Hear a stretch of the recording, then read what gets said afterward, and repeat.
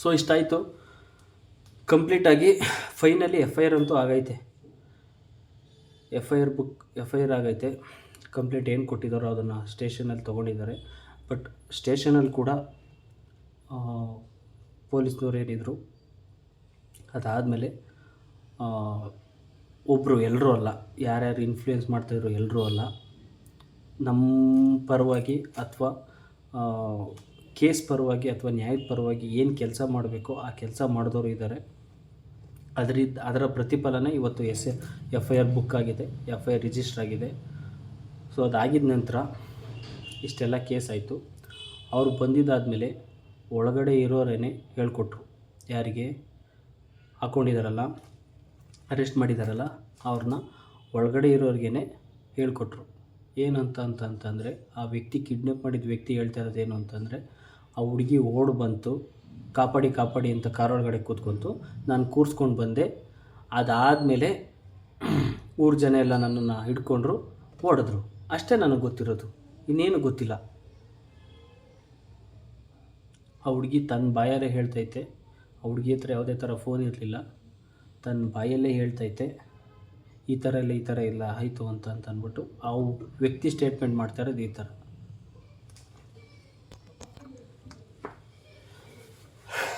ಏನು ಮಾಡೋಣ, ಆ ಹುಡುಗಿ ಓಡ್ ಬಂತಂತೆ, ಇವನು ಕಾರ್ ನಿಲ್ಸ್ಕೊಂಡು ನಿಂತಿದ್ದಂತೆ, ಕಾಪಾಡಿ ಅಂತ ಅಂದ್ಕೊಂಡು ಓಡ್ ಬಂತಂತೆ, ಇವನು ಕೂರ್ಸ್ಕೊಂಬಂದಂತೆ, ಇವರು ಹಿಡ್ಕೊಂಡು ಓಡಿದ್ರಂತೆ. ಎಷ್ಟು ಸ್ಟ್ರಾಂಗ್ ಸ್ಟೇಟ್ಮೆಂಟ್ ಹೇಳ್ಕೊಟ್ಟಿದ್ದಾರೆ,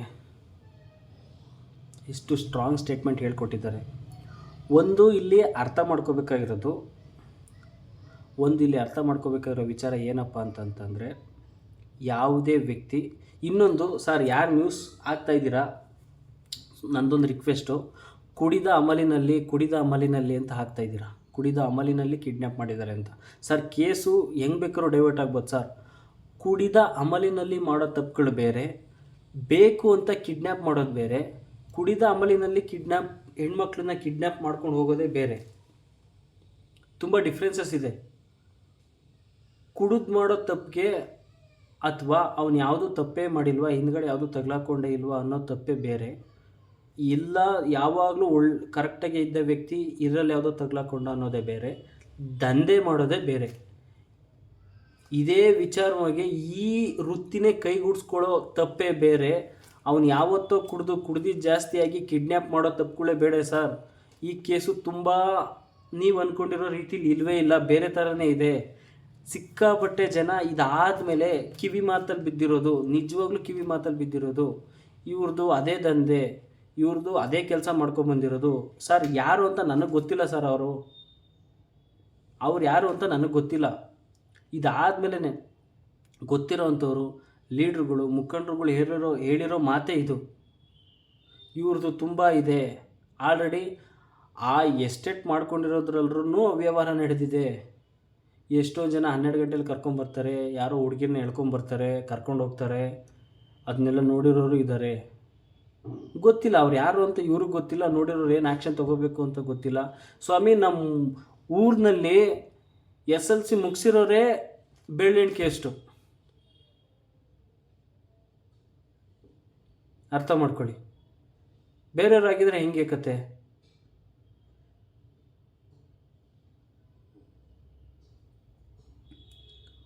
ಆ ಊರಿನಲ್ಲಿ ಬಿಟ್ಬಿಡಿ, ಕೇಸ್ ಬಗ್ಗೆ ಮಾತಾಡೋಣ. ಕೇಸು FIR ರಿಜಿಸ್ಟರ್ ಆಗಿದೆ. ರಿಜಿಸ್ಟರ್ ಆದ್ರೂ ಏನೇನು ಆಗ್ತೈತೆ, ಏನೇನು ಬಿಡ್ತೈತೆ ಅಂತ ಆಲ್ರೆಡಿ ಏನೇನು ಆಗಬೇಕೋ ಎಲ್ಲ ಇನ್ಫ್ಲೂಯೆನ್ಸ್ಗಳು ದೊಡ್ಡ ಮಟ್ಟದಲ್ಲಿ ಆಗಿದೆ.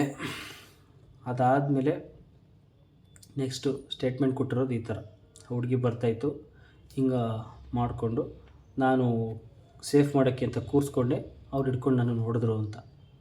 ಕೇಸ್ನ ಎಷ್ಟು ಚೆನ್ನಾಗಿ ನುಲ್ಸ್ಬೋದು ಗೊತ್ತಾ? ಆ ಥರ ಸ್ಟೇಟ್ಮೆಂಟ್ ಮಾಡಿದ್ದಾರೆ. ಆ ಹುಡುಗಿ ಯಾರ ಹತ್ರನೋ ಓಡೋಗಿತ್ತು, ಆ ಹುಡುಗ ಈ ಹುಡುಗಿನ ಬಿಟ್ಬಿಟ್ಟು ಹೋಗ್ಬಿಟ್ಟವನೇ. ಸೊ ಅದಾದಮೇಲೆ ಈ ಹುಡುಗಿ ನನ್ನ ಹತ್ರ ಬಂತು, ಅದಕ್ಕೆ ನಾನು ಕರ್ಕೊಂಡೋದೆ. ಈ ಥರ ನುಲ್ಚ್ಬೋದು, ಈ ಥರ ನನ್ನ ಅನಿಸಿಕೆ ಪ್ರಕಾರ ಕೇಸ್ನ ಈ ಥರ ತಿರುವಾಕ್ಬೋದು ಅನ್ನೋ ಥರ ಸ್ಟೇಟ್ಮೆಂಟ್ ಕೊಟ್ಟಿದ್ದಾರೆ. ಸ್ಟೇಟ್ಮೆಂಟ್ನ ಹೇಳ್ಕೊಟ್ಟಿದ್ದಾರೆ. ತುಂಬ ಚೆನ್ನಾಗಿ ಅರ್ಥ ಮಾಡ್ಕೊಳ್ಳಿ. ಸ್ಟೇಟ್ಮೆಂಟ್ನ ಹೇಳೋದು ಬೇರೆ, ಹೇಳ್ಕೊಟ್ಟಿದ್ದನ್ನ ಹೇಳೋದೇ ಬೇರೆ. ಸೊ ಇಷ್ಟರಲ್ಲೆಲ್ಲ ಇದರಲ್ಲಿ ಈ ಕಬ್ಜಾ ಹೆಂಗೆ ಬಂದ, ಸಕ್ಕರೆ ನಾಡು ಕೆಂಪ ಹೆಂಗೆ ಬಂದ, ಮತ್ತು ಇನ್ನಿತರ ಯೂಟ್ಯೂಬ್ ಇನ್ಫ್ಲೂಯೆನ್ಸರ್ ಹೆಂಗೆ ಬಂದರು, ಈ ಕೇಸ್ಗೂ ಅವ್ರಿಗೂ ಯಾಕೆ ಸಂಬಂಧ, ಸಾರ್ವಜನಿಕರೆಲ್ಲ ಹಿಡ್ಕೊಂಡು ಇವನು ಯಾಕೆ ಹೊಡೆದ್ರು, ಇದೇ ಕ್ವಶನ್ ಎಲ್ಲರಿಗೂ ಮೂಡೋದು. ಓಕೆನಾ? ತುಂಬ ಚೆನ್ನಾಗಿ ಅರ್ಥ ಮಾಡ್ಕೊಳ್ಳಿ. ಸ್ವಲ್ಪ ಇಂಟ್ರೆಸ್ಟ್ ಕೊಟ್ಬಿಟ್ಟು ಅರ್ಥ ಮಾಡ್ಕೊಳ್ಳಿ, ಅರ್ಥ ಆಗುತ್ತೆ. ಆ ಗೆಸ್ಟ್ ಹೌಸಿಗೆ ಬಂದಿದ್ದವ್ರು ಎಲ್ಲರೂ ಸೋಷಿಯಲ್ ಮೀಡಿಯಾ ಇನ್ಫ್ಲೂಯೆನ್ಸರ್ಗಳು. ಆ ಗೆಸ್ಟ್ ಹೌಸ್ಗೆ ಬಂದವ್ರು ಎಲ್ಲರೂ ಸೋಷಿಯಲ್ ಮೀಡಿಯಾ ಇನ್ಫ್ಲೂಯೆನ್ಸರ್. ಸುಮಾರು ಜನ, ಎಷ್ಟು ಜನ ಬಂದಿದ್ರು, ಅದು ಎಲ್ಲೆಲ್ಲಿ ಏನೇನು ಫೇಮಸ್ ಆಗಿದ್ದಾರೋ ಎಲ್ಲರೂ ಎಲ್ಲ ಮೊಬೈಲ್ಗೂ ಬರೋಲ್ಲ. ಮಂಡ್ಯ ರವಿ ಆಗಿರ್ಬೋದು, ಸಕ್ಕರೆ ನಾಡು ಕೆಂಪ ಅಂತ ಆಗಿರ್ಬೋದು, ಇವನು ಅದೇ ರವಿ ಜಮುನಾ ಅವನಾಗಿರ್ಬೋದು, ಅದೇ ಥರದವ್ರು ಸುಮಾರು ಜನ ಆ ಗೆಸ್ಟ್ ಹೌಸ್ಗೆ ಪಾರ್ಟಿ ಮಾಡೋಕ್ಕಂತ ನ್ಯೂ ಇಯರ್ ಪಾರ್ಟಿಗಂತ ಬಂದಿದ್ದಾರೆ. ಅರ್ಥ ಆಯ್ತಾ? ಈ ವೆಂಕಟೇಶ್, ಶ್ರೀ ಮೊಬೈಲ್ಸ್ ಓನರ್ ವೆಂಕಟೇಶ್ ಏನಿದ್ದಾರೆ, ಅವರು ಅಷ್ಟೂ ಜನನು ಕರೆಸಿದ್ದಾನೆ. ಅಲ್ಲ ಸ್ವಾಮಿ, ಎಷ್ಟು ಜನ ಇನ್ಫ್ಲೂಯೆನ್ಸರ್ ನನಗೆ personally, social media influencer personally ನನಗೆ ಫ್ರೆಂಡು 5 ಜನ 10 ಜನ, ಅಷ್ಟೊಂದು ಜನ ಸೋಷಿಯಲ್ ಮೀಡಿಯಾ ಇನ್ಫ್ಲೂಯೆನ್ಸರ್ ಫ್ರೆಂಡ್ಶಿಪ್ ಮಾಡ್ಕೊಳ್ಳೋ ಅವಶ್ಯಕತೆ ಏನಿತ್ತು? ಶಿರಾಯಿಂದ ಮಂಡ್ಯವರೆಗೂ ಏನಕ್ಕೆ ನಿನಗೆ ಬೇಕಾಗಿತ್ತು?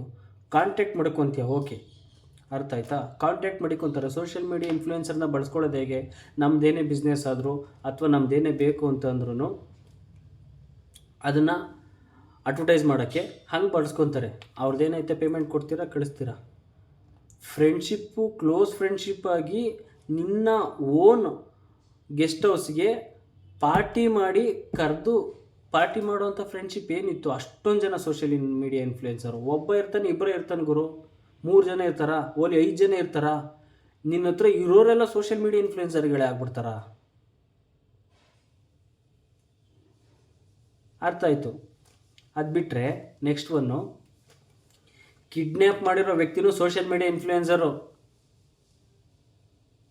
ಕಿಡ್ನ್ಯಾಪ್ ಮಾಡಿರೋ ವ್ಯಕ್ತಿನೂ social media influencer, youtuber Ravi Jamuna. ಅವನೇ ತಗ್ಲಾಕೊಂಡಿರೋದು ಹುಡುಗಿ ಹತ್ರ ತಗ್ಲಾಕೊಂಡಿರೋದು ಅವನೇ.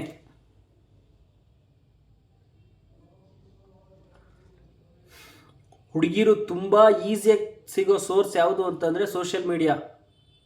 ಫೇಸ್ಬುಕ್ ಆಗಿರ್ಬೋದು, ಇನ್ಸ್ಟಾಗ್ರಾಮ್ ಆಗಿರ್ಬೋದು, ಯೂಟ್ಯೂಬ್ ಆಗಿರ್ಬೋದು, ಯಾವುದಾದ್ರು ಆಗಿರ್ಬೋದು, ತುಂಬ ಈಸಿಯಾಗಿ ಸಿಗ್ತಾರೆ ಹುಡುಗಿರು. ಒಬ್ಬ ಸೋಷಿಯಲ್ ಮೀಡಿಯಾದಲ್ಲಿ ಪ್ರಚಲಿತ ಆದ ಅಥವಾ ವೈರಲ್ ಆದ ಅಂತಂತಂದರೆ ಮೆಸೇಜ್ ಮಾಡೋ ಹುಡುಗರು ಇರ್ತಾರೆ, ತುಂಬ ಈಸಿಯಾಗಿ ಸಿಗ್ತಾರೆ. ಹಿಂಗೆ ಎತ್ಕೊಂಡು ಹೋಗೋದು, ಈ ಥರ ಕೇಸ್ ಆಗುತ್ತೆ, ತಗ್ಲಾಕೊಂತಾರೆ, ಬಿಟ್ಟಾಕಿದ್ರೆ ಸೋಷಿಯಲ್ ಮೀಡಿಯಾದಲ್ಲಿ ತುಂಬ ಈಸಿಯಾಗಿ ಸಿಗ್ತಾರೆ. ಏನು ಮಾಡೋದು? ಇನ್ಫ್ಲೂಯೆನ್ಸ್ ಮಾಡೋದು ಇವರು. ಏನಂತ, ಈಗ ನಾನೇ ಸೋಷಿಯಲ್ ಮೀಡಿಯಾ ಇನ್ಫ್ಲೂಯೆನ್ಸರ್ ಆದರೆ ನನಗೆ ಮೆಸೇಜ್ ಮಾಡ್ತಾರೆ ಯಾರೋ ಕೆಲವೊಂದಷ್ಟು ಜನ, ಕೆಲವೊಂದು ಕ್ಯಾಟಗರಿ ಹುಡುಗಿರು ನನಗೆ ಮೆಸೇಜ್ ಮಾಡ್ತಾರೆ ಅಂತ ಆದರೆ, ಆ ಮೆಸೇಜ್ ಮಾಡಿದ್ದ ಹುಡುಗಿರನ್ನ ನಾನು ಇವನಿಗೋಸ್ಕರ, ನೋಡೋಕ್ಕೋಸ್ಕರ ಅಥವಾ ಇವನಿಗೋಸ್ಕರ ಇನ್ಫ್ಲೂಯೆನ್ಸ್ ಮಾಡೋದು. ಇವರು ಅಲ್ಲಿಂದ ಬಂದಿದ್ದ ಹುಡುಗಿರಿಗೆ ಹಣದಾಸೆ ಒಡ್ಡಿ ಅಥವಾ ಇನ್ನೊಂದೇನೋ ಆಮಿಷ ಒಡ್ಡಿ ಅಥವಾ ಏನೋ ಒಂದು ಆಮಿಷ ಒಡ್ಡಿ ಆ ಹುಡುಗಿರನ್ನ ಬಲೆಗೆ ಹಾಕ್ಕೊಳ್ಳೋದಾಗಿರ್ಬೋದು, ಅಥವಾ ಮೀಟ್ ಮಾಡೋಕ್ಕೆ ಅಥವಾ ಡೈರೆಕ್ಟಾಗಿ ನನ್ನೇ ಮೀಟ್ ಮಾಡಪ್ಪ ಅಂತ ಕರೆಯೋದಾಗಿರ್ಬೋದು, ಆ ಕರೆದಿರೋ ಹುಡುಗಿರನ್ನ ಕಿಡ್ನ್ಯಾಪ್ ಮಾಡೋದಾಗಿರ್ಬೋದು, ಏನು ಬೇಕಾದ್ರೂ ಆಗಿರ್ಬೋದು ಸ್ವಾಮಿ.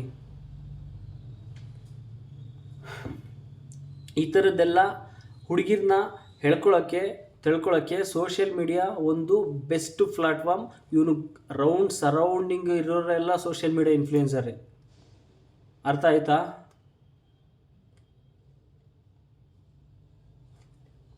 ಅದಲ್ಲದೆ ನಿನ್ನೆ ಏನು ಮಾಡಿದ್ದಾರೆ ಅಂತಂತಂದರೆ, ಸೋಷಿಯಲ್ ಮೀಡಿಯಾ ಇನ್ಫ್ಲೂಯೆನ್ಸರ್ ಅವರು ಯಾರೋ ಕಬ್ಜಾ ಬಂದಿದ್ದನಲ್ಲ, ಅವ್ರದ್ದೇನು ಪಾತ್ರ ಇವ್ರದ್ದೇನು ಪಾತ್ರ ಅಂತಂತಂದರೆ, ಸಕ್ಕರೆ ನಾಡು ಕೆಂಪ ಮತ್ತು ಮಂಡ್ಯ ರವಿ ಅವ್ರ ಹತ್ರ ಎಲ್ಲ ಬಂದು ಫಸ್ಟು ಸ್ಟೇಟ್ಮೆಂಟ್ ತೊಗೊಂಡ್ರು. ಏನಂತ ಅವ್ರು ಬಂದು ಹೇಳಿದ್ರು, ಸ್ವಾಮಿ ನಮಗೇನು ಗೊತ್ತಿಲ್ಲ, ಅವನು ಯಾರೋ ಕಿಡ್ನ್ಯಾಪ್ ಮಾಡಿದ್ದಾನೆ, ನಮ್ಗೆ ಅದ್ರ ಬಗ್ಗೆ ಏನೂ ಗೊತ್ತಿಲ್ಲ, ನಮ್ಗೆ ಪಾರ್ಟಿ ಕರೆದಿದ್ರು, ನಾವು ಬಂದು ಕುಡಿದು ತಿಂದು ಆಯಿತು, ನಮ್ಮ ಮನೆಗೆ ನಾವು ಹೋದು ಸ್ವಾಮಿ, ನಮಗೇನು ಗೊತ್ತಿಲ್ಲ ಅಂತ. ಆಯ್ತಲ್ವ ಸ್ವಾಮಿ? ಮುಗೀತಲ್ವ ಸ್ವಾಮಿ? ನಿಮಗೂ ಅದಕ್ಕೂ ಸಂಬಂಧ ಇಲ್ಲ ಅಲ್ವಾ? ಸಂಬಂಧ ಇಲ್ಲ ಅಂತಂದಮೇಲೆ ಮತ್ತೆ ವಾಪಸ್ ಹೋಗಿ 1-1.5 ಗಂಟೆ 2 ಗಂಟೆ ಸಮಯ ಬಿಟ್ಕೊಂಡು ಮತ್ತೆ ಸ್ಟೇಷನ್ ಹತ್ರ ಯಾಕೆ ಬಂದ್ರಿ ನೀವು? ಸ್ಟೇಷನ್ ಹತ್ರ ಬಂದಿದ್ದಲ್ಲದೆ ಸಕ್ಕರೆನಾಡು ಕೆಂಪ ಮತ್ತು ಇನ್ನಿತರ ಅವರೇನೇನು ಸೋಷಿಯಲ್ ಮೀಡಿಯಾ ಇನ್ಫ್ಲೂಯೆನ್ಸರ್ ಎಲ್ಲ ಇದ್ದರು, ಅವ್ರು ಹೋಗಿ ಒಳಗಡೆ ಡೀಲಿಂಗ್ ಮಾಡ್ತಾಯಿದ್ರು, ಮೀಡಿಯಾದವ್ರನ್ನ ಮೀಟ್ ಮಾಡ್ತಾಯಿದ್ರು, ಮತ್ತು ಇನ್ನೇನು ಮುಖಂಡರುಗಳು ಓಡಾಡ್ತಾಯಿದ್ರು ಪ್ರಚಲಿತವಾಗಿ ಈ ಕೇಸ್ನ ಕಚ್ಚಿಸ್ಬೇಕು, ಕೇಸ್ ಹಾಕ್ಸ್ಬೇಕು, FIR ಮಾಡಬೇಕು ಅಂತ ಅವ್ರನ್ನ ಮೀಟ್ ಮಾಡಿಬಿಟ್ಟು ಹಣದ ಆಮಿಷ ಹುಡ್ತಾಯಿದ್ರು. ದುಡ್ಡು ಕೊಡ್ತೀವಿ, ಈ ಕೇಸ್ ಬಿಟ್ಬಿಡಿ, ವೆಂಕಟೇಶ್ ಅಣ್ಣನ ಪಾರು ಮಾಡಿ, ಇನ್ನೇನು ಬೇಡ ಗುರು, ಅವ್ನು ಯಾವನ ಸತ್ತ ಅವ್ನು ತಗ್ಲಾಕೊಂಡವ್ನು ಬಿಟ್ಬಿಡಿ, ವೆಂಕಟೇಶ್ ಅಣ್ಣನ ಪಾರು ಮಾಡಿ, ಇಷ್ಟು ದುಡ್ಡು ಕೊಡ್ತೀವಿ, ಅಷ್ಟು ದುಡ್ಡು ಕೊಡ್ತೀವಿ, ಅವನ ಹೆಸರು ತಗ್ಸಿ ಅಂತ. ಇದು ಊರವ್ರ ಕಣ್ಣಿಗೆ ಬೀಳ್ತು, ಮಾಗಡಿ ಜನಗಳ ಕಣ್ಣಿಗೆ ಬೀಳ್ತು. ಅದಾದಮೇಲೆ ಎಲ್ಲರಿಗೂ ಸೇರಿಸ್ಕೊಂಡು ಹೊಡೆದಿದ್ದು.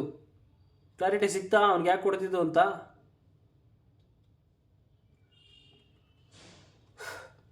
ನೀನು ಹೋಗಿದ್ದೆ ಅಲ್ವಾ ಪೊಲೀಸ್ ಸ್ಟೇಷನಲ್ಲಿ, ಸ್ಟೇಟ್ಮೆಂಟ್ ತೊಗೊಂಡ್ರಲ್ವ ನಿನ್ನ ಮನೆಗೆ ನೀನು ಹೋಗ್ಬೇಕಾಗಿತ್ತು, ಮತ್ತೆ ಯಾಕೆ ಬಂದೆ ಇಲ್ಲಿ ಸ್ಟೇಷನ್ ಹತ್ರ? ಬಿಡಿಸೋ ಪ್ರಯತ್ನ ಏನಕ್ಕೆ ಮಾಡಿದೆ ನೀನು? ಫ್ರೆಂಡ್ಶಿಪ್ ಇದ್ಮೇಲೆ ಅವನು ಕಿಡ್ನ್ಯಾಪ್ ಮಾಡಿದ್ದಾನಲ್ವಾ, ಕಿಡ್ನ್ಯಾಪ್ ಮಾಡಿದವನು ಬಿಡಿಸೋ ಅಂಥ ಅಧಿಕಾರ ನಿನಗೇನಾಯಿತು? ನಿನಗೇನಕ್ಕೆ ಬೇಕಾಗಿತ್ತು? ನೀನು ಸಾಚ ತಾನೆ. ಕಿಡ್ನ್ಯಾಪ್ ಮಾಡ್ದವನ್ನ ಬಿಡ್ಸಕ್ಕೆ ನೀನು ಯಾಕೆ ಬಂದೆ?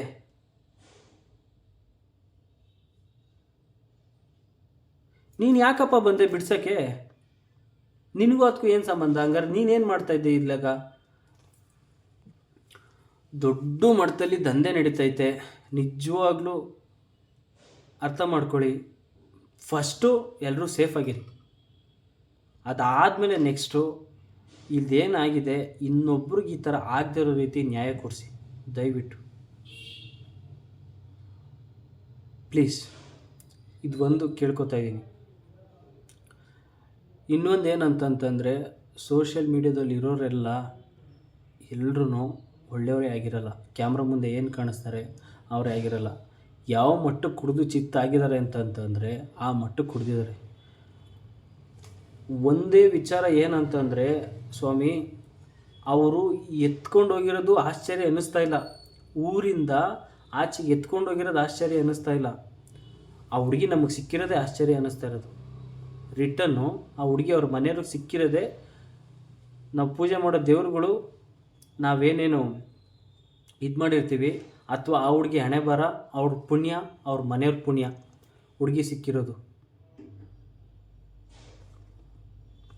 ಕ್ರಾಸ್ ಎಕ್ಸಾಮಿನು ಒಬ್ರು ಕೇಳಿದ್ದು, ಕ್ರಾಸ್ ಎಕ್ಸಾಮಿನ್ ಕ್ವಶನ್ನು ಅಥವಾ ನಮಗೆ ತಿಳಿಸೋದಕ್ಕೆ ಕೇಳಿದ ಕ್ವಶನ್ನು ಏನಪ್ಪ ಅಂತಂತಂದರೆ, ಹೆಂಗ್ರಿ ಇದು ಸಾಧ್ಯ? ಕಿಡ್ನ್ಯಾಪ್ ಮಾಡಿದ್ರು ಅಲ್ವಾ, ಊರಿಂದ 10 ಕಿಲೋಮೀಟ್ರಲ್ಲಿ ಹೆಂಗ್ರಿ ಇರ್ತಾರೆ ಇವರು, ಯಾಕ್ರಿ ದೂರ ಹೋಗಲಿಲ್ಲ? ಕಿಡ್ನ್ಯಾಪ್ ಮಾಡ್ಕೊಂಡು ಹೋಗ್ಬಿಡ್ಬೇಕಾಯ್ತಲ್ವಾ, ಯಾಕೆ ದೂರ ಹೋಗಲಿಲ್ಲ? ಒಂದು ಕ್ವಶನ್ನು. ಎರಡನೇ ಕ್ವಶನ್ನು, ಯಾರಾದರೂ ಕಿಡ್ನ್ಯಾಪ್ ಮಾಡಿದವರು ಫೋನ್ ಬಿಟ್ಬಿಟ್ಟು ಹೆಂಗೆ ಹೋಗ್ತಾರೆ? ಈ ಹುಡುಗಿನ ಒಂದೇ ಬಿಟ್ಬಿಟ್ಟು ಹೆಂಗೆ ಹೋಗ್ತಾರೆ? ಅವ್ರು ಯಾಕೆ ಹೋದರು? ಎರಡನೇ ಕ್ವಶನ್ನು. ಮೂರನೇ ಕ್ವಶನ್ ಏನಂತಂತಂದರೆ, ತಿರ್ಗಾ ಕಿಡ್ನ್ಯಾಪ್ ಮಾಡಿದ್ದಾದಮೇಲೆ ನಿಮ್ಮೂರ ಕಡೆಗೆ ಯಾಕೆ ಬಂದರು ಅವರು? ಬೇರೆ ಕಡೆಗೆ ಯಾಕೆ ಹೋಗಲಿಲ್ಲ? ಸ್ವಾಮಿ, ಇವ್ರ ಪುಣ್ಯ ಇದೆಲ್ಲ ಆಗಿರೋದು ಇವ್ರದ್ದೇ ಪುಣ್ಯ. ಆಮೇಲೆ ಅವರು ಕುಡಿದ ಅಮಲಿನಲ್ಲಿ ಅವ್ರಿಗೆ ಅಷ್ಟು ಮೈಂಡ್ ಓಡಿಲ್ಲ. ಅವ್ರಿಗೆ ಎಷ್ಟು ಮೈಂಡ್ ಓಡೋಯ್ತೋ ಅಷ್ಟು ಮಾತ್ರ ಮಾಡೋಕ್ಕೆ ಸಾಧ್ಯ. ಅಷ್ಟೊಂದು ಮೈಂಡ್ ಓಡಿಲ್ಲ. ಈ ಮೊಬೈಲ್ ಅಲ್ಲೇ ಬಿಟ್ಬಿಟ್ಟು ಹೋಗ್ತಾ ಇದ್ದೀನಿ, ಕುಡ್ದಾಗ ತಲೆ ಓಡಿಸೋರೆ, ಈ ಹುಡುಗಿ ವಾಯ್ಸು ಆಚೆ ಕಡೆ ಕೇಳಿಸ್ಬಾರ್ದು, ಅದಕ್ಕೋಸ್ಕರ ನಾನು ವಾಲ್ಯೂಮ್ನ ಜಾಸ್ತಿ ಕೊಟ್ಟು ಸಾಂಗ್ ಹಾಕಬೇಕು ಅಂತ ಅಷ್ಟು ಬುದ್ಧಿ ಓಡಿಸೋರೆ. ಸೊ ನಾನು ಮೊಬೈಲ್ನ ಇಲ್ಲೇ ಬಿಟ್ಬಿಟ್ಟು ಹೋಗಿ ಕುಡಿದ್ರೆ ಆ ಹುಡುಗಿ ತಿರ್ಗಾ ಫೋನ್ ಮಾಡುತ್ತೆ ಅನ್ನೋ ಮೈಂಡ್ ಬಂದಿಲ್ಲ ಕುಡ್ದಾಗ. ಅವ್ರಿಗೇನು ಇಂಟೆನ್ಷನ್ನು, ಈ ಹುಡುಗಿ ಬಡ್ಕೊಂಡಾಗ ಯಾರಿಗೂ ಕೇಳಿಸ್ಬಾರ್ದು, ಅದನ್ನು ತಲೆ ಓಡಿಸೋರೆ, ಇದನ್ನು ತಲೆ ಓಡಿಸಿಲ್ಲ. ಅವ್ನು ಬಂದಿರೋ ಶಿರಾದಿಂದ ಸ್ವಾಮಿ, ಇಲ್ಲಿನ ರೂಟೇ ಗೊತ್ತಿಲ್ಲ ಅವನಿಗೆ. ರೂಟ್ ಗೊತ್ತಿದ್ರೆ ದೇವರಾಣೆ ಹುಡುಗಿ ಸಿಗ್ತಾ ಇರಲಿಲ್ಲ. ರೂಟ್ ಗೊತ್ತಿಲ್ಲದೆ ಅಲ್ಲಿಗೆ ಬಂದವನೇ. ಸೊ ಅಲ್ಲಿಂದ ಇಲ್ಲಿಗೆ ಟ್ರಾವೆಲ್ ಮಾಡ್ಕೊಂಬಂದವನು, ನಾನು ಎಲ್ಲಿಗೋ ಬಂದಿದ್ದೀನಿ, ಇಲ್ಲೆಲ್ಲೂ ಸಿಗಲ್ಲ, ಹೆಂಗಿದ್ರೆ ಯಾರೂ ಫಾಲೋ ಮಾಡ್ತಾ ಇಲ್ವಲ್ಲ ಅಂತ ನೋಡೋನೆ. ಅವ್ನು ಬಂದಿರೋದು ತಿರ್ಗಾ ಇಲ್ಲಿಗೆ ಬಂದು ಸಿಕ್ಕಿರೋದು. ಇನ್ ಕೇಸ್ ಅವ್ನು ನಿಲ್ಲಿಸ್ಲಿಲ್ಲ ಅಂತಂದಿದ್ರೆ, ಅಥವಾ ಮಾಗಡಿ ಕಡೆ ತಿರುಗಿಸ್ಲಿಲ್ಲ ಅಂತಂದಿದ್ರೆ, ಬೈರ್ನಹಳ್ಳಿಯಿಂದ ದುರ್ಗಾ ರೂಟೇ ಹೋಗ್ಬಿಟ್ಟಿದ್ರೆ ಆ ಹುಡುಗಿ ಸಿಗ್ತಾ ಇರಲಿಲ್ಲ. ಇನ್ನೂ ಒಂದು ಕ್ರಾಸು, ಯಾರೇ ಕಿಡ್ನ್ಯಾಪ್ ಮಾಡಿದವರು ಮತ್ತೆ ತಿರ್ಕೊಂಡು ಬರಲ್ಲ, ಗೊತ್ತಿಲ್ಲದೆ ಮಾಡಿರೋಂಥ ತಪ್ಪುಗಳು. ತುಂಬ ಕ್ಲಾರಿಫೈ ತಗೊಳ್ಳಿ. ಈ ಸೋಷಿಯಲ್ ಮೀಡಿಯಾ ಇನ್ಫ್ಲೂಯೆನ್ಸರ್ ಯಾರ್ಯಾರು ಸಿಕ್ಕಾಕೊಂಡವ್ರೆ, ದಯವಿಟ್ಟು ಫಸ್ಟು ಆ ಬೋಳಿ ಮಕ್ಳಿಗೆ ಉಗಿಬೇಕು, ಅದನ್ನು ತಿಳ್ಕೊಳ್ಳಿ ಫಸ್ಟ್. ಇದಿಷ್ಟು ಆಗಿರೋದು ನೈಜ ಘಟನೆ. ಇನ್ನೊಂದೇನಪ್ಪ ಅಂತಂತಂದರೆ ತುಂಬ ನೋವಾಗುವಂಥ ವಿಚಾರ, ಇಷ್ಟೆಲ್ಲ ತಪ್ಪಾಗಿದೆ, ಇಷ್ಟು ದೊಡ್ಡ ಅಪರಾಧ ಆಗೈತೆ.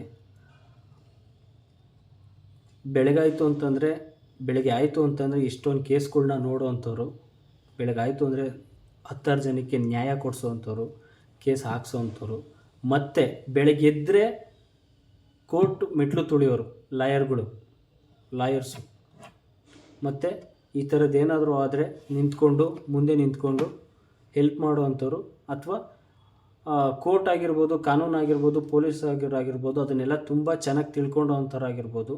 ಇಷ್ಟೆಲ್ಲ ಓಡಾಡಿದ ಆದಮೇಲೆ ಹೇಳಿದ ಒಂದೇ ಮಾತು, ಇಷ್ಟೆಲ್ಲ ಬುದ್ಧಿ ನಮ್ಮ ಕೈಲಿದ್ರೂ ನಾವೇನು ಮಾಡೋಕ್ಕಾಗ್ತಾಯಿಲ್ಲ, ಏನೂ ಮಾಡೋಕ್ಕಾಗಲ್ವೇನೋ, ಅವ್ರು ಹೆಂಗಾದರೂ ತಪ್ಪಿಸ್ಕೋಬೋದೇನೋ, ನಮಗೆ ಗೊತ್ತಾಗ್ತೈತೆ ಒಳಗಡೆ ಸನ್ನಿವೇಶ ನೋಡಿದ್ರೆ ಅಂತ ಇದನ್ನು ಹೇಳಿದ್ರು. At the end of the day ಅವ್ರ ಬಾಯಿನಲ್ಲಿ ಬಂದಿದ್ದು, ಲಾಯರ್ ಬಾಯಲ್ಲಿ ಬಂದಿದ್ದು, ಅಥವಾ ಅಲ್ಲಿ ಯಾರು ಓಡಾಡ್ತಾಯಿದ್ರು, ಅಥವಾ ಇಷ್ಟನ್ನೆಲ್ಲ ಮಾಡಿದ್ರು. ಹೆಂಗೆ ಅನ್ನಿಸ್ಬಿಟ್ಟೈತೆ ಅಂತಂದರೆ, ದುಡ್ಡಿಂದ ಏನು ಬೇಕಾದ್ರೂ ಮಾಡ್ಬೋದಾ? ಏನು ಬೇಕಾದ್ರೂ ಕ್ರಿಮಿನಲ್ ಆ್ಯಕ್ಟಿವಿಟೀಸ್ ಮಾಡ್ಬೋದಾ ದುಡ್ಡು ಒಂದಿದ್ರೆ? ಹಂಗಾರೆ ದುಡ್ಡು ಒಂದೇ ಸಂಪಾದನೆ ಮಾಡಬೇಕಾ? ಏನು ಕಾನೂನು ಏನು ಮಾಡೋಕ್ಕಾಗಲ್ವಾ? ತುಂಬ ಈಸಿ ಬ್ರೋ, ಅವ್ರನ್ನ ಹುಡುಕೊಡ್ದು ತುಂಬ ಈಸಿ. ತಲೆ ಕೆಲಸ ಕೊಡೋಂಗೆ ಏನಿಲ್ಲ, ಕೆಲಸ ಮಾಡಿಬಿಟ್ರೆ ಸಾಕು, ನಿಷ್ಠೆಯಿಂದ ಕೆಲಸ ಮಾಡಿದ್ರೆ ಸಾಕು, ತುಂಬ ಈಸಿಯಾಗಿ ಅವ್ರನ್ನ ಹುಡುಕ್ಬೋದು. ಹೆಂಗೆ? ಇವೊಂದು ಫೋನ್ ಸಿಕ್ಕೈತಲ್ವಾ, ಇವನ್ ನಂಬರ್ ಸಿಕ್ಕೈತಲ್ವಾ, ಇವನ್ ನಂಬರ್ ಜೊತೆನೇ ಬೈರ್ನಳ್ಳಿವರೆಗೂ ಯಾವ ನಂಬರ್ ಟ್ರಾವೆಲ್ ಮಾಡೈತೆ ಅಂತ ಸಿಕ್ಕರೆ ಸಾಕು, ಇನ್ನೊಬ್ಬ ಸಿಗ್ತಾನೆ. ಇನ್ನೊಬ್ಬನ ಇನ್ನೂ ಹುಡುಕಿಲ್ಲ, ಅವನ ಹೆಸರೇ ಗೊತ್ತಿಲ್ಲ ಇನ್ನೂ. ಒಂದು ದಿವಸ ಒಂದೂವರೆ, ಈಗ ಆಲ್ರೆಡಿ ನೆನ್ನೆ ಆಗಿರೋದು, ಇವತ್ತು ಆಲ್ರೆಡಿ ಮಧ್ಯಾಹ್ನ ಆಗ್ತೈತೆ, ಇನ್ನೂ ಅವನ ಹೆಸರು ಗೊತ್ತಿಲ್ಲ ನಮಗೆ. ಇನ್ನೊಬ್ಬ ಯಾರೋ ಅವನ ಜೊತೆಲಿ ಇದ್ದ ಅಂತ, ಅವನು ಯಾವುದೇ ಕಾರಣಕ್ಕೂ ಇನ್ನೊಬ್ಬ ಇರಲಿಲ್ಲ ಅಂತ ಹೇಳ್ತವನೆ. ಹುಡುಗಿ ಇನ್ನೊಬ್ಬ ನೋಡಿದೆ ಸುಳ್ಳು ಹಂಗಾದ್ರೆ?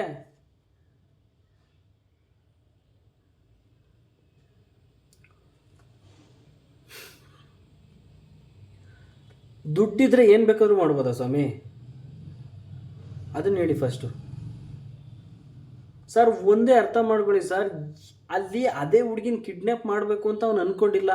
ಅದೇ ಹುಡುಗಿನ ಕಿಡ್ನ್ಯಾಪ್ ಮಾಡಬೇಕು ಅಂತ ಅಂದ್ಕೊಂಡಿದ್ರೆ ಅದು ಬೇರೆ ರೀತಿ ಅನ್ನಿಸ್ತಾಯಿತ್ತು, ಇಷ್ಟೊಂದು ಹೊಟ್ಟೆ ಉರಿತಾ ಇರಲಿಲ್ಲ. ಅವ್ನು ಕಿಡ್ನ್ಯಾಪ್ ಮಾಡೋಕ್ಕೆ ಏನೋ ರೀಸನ್ ಇಟ್ಕೊಂಡವನೇ ಅಥವಾ ಏನೋ ಮಾಡ್ಕೊಂಡವನೇ ಅಂತ ಅಂದ್ಕೊಂಡಿರ್ಬೋದಾಗಿತ್ತು.